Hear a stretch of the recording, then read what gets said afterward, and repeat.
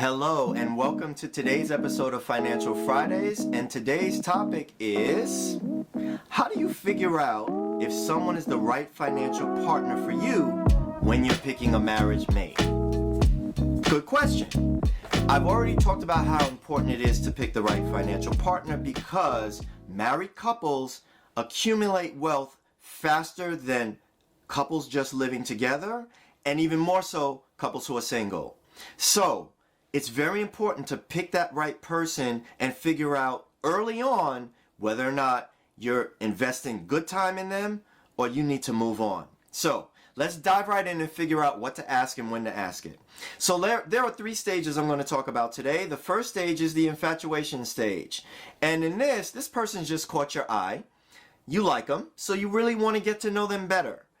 When you're on that first date, there's a very simple way you can find out whether this person is financially compatible with you.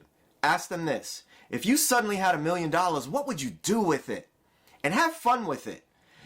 That will reveal how they view money, where their values are, and whether or not they're a spender or a saver.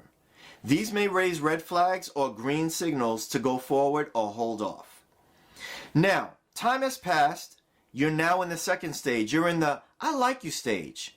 And I think this might be the person I want to spend the rest of my life with. So, what questions do you ask here?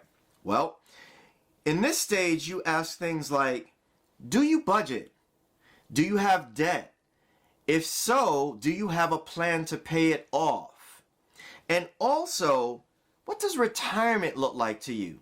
These questions will reveal how they view the future, how serious they are about things now, and whether or not you guys are aligned, or whether or not they're going to give you agita and you need to keep it moving.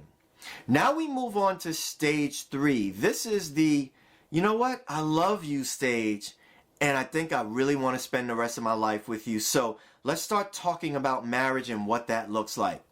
Now, obviously at this point, both of you have expressed an interest in marriage. You've both said, I love you.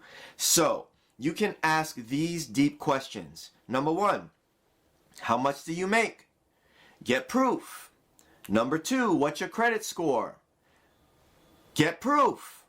And if it's bad, then get an explanation for that. It can be a reasonable explanation behind that. And if it's bad, what are they doing to correct it?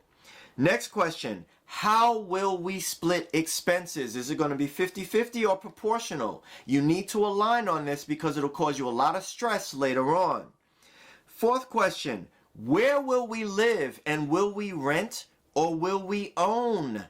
Some people might want to rent, they're opposed to owning. Some people really have a dream to own a home. If you're not aligned on that, how are you going to be married and be happy with each other? Next question, who'll take the lead in managing the money?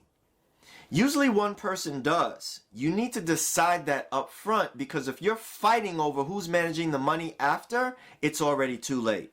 And finally, what are your shared financial goals? Here's where you dream.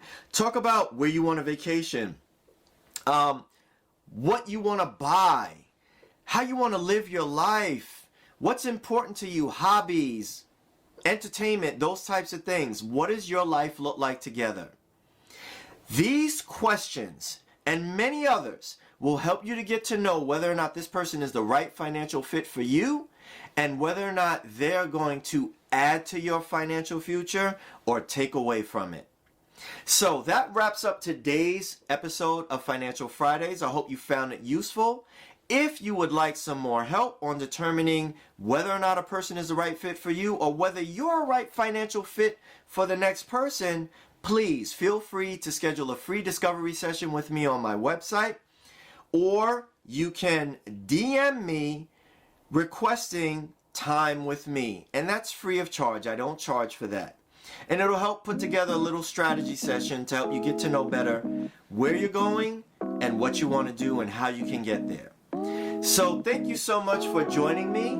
I hope you have a great weekend, and I will see you again next week. Take care, guys. Bye now.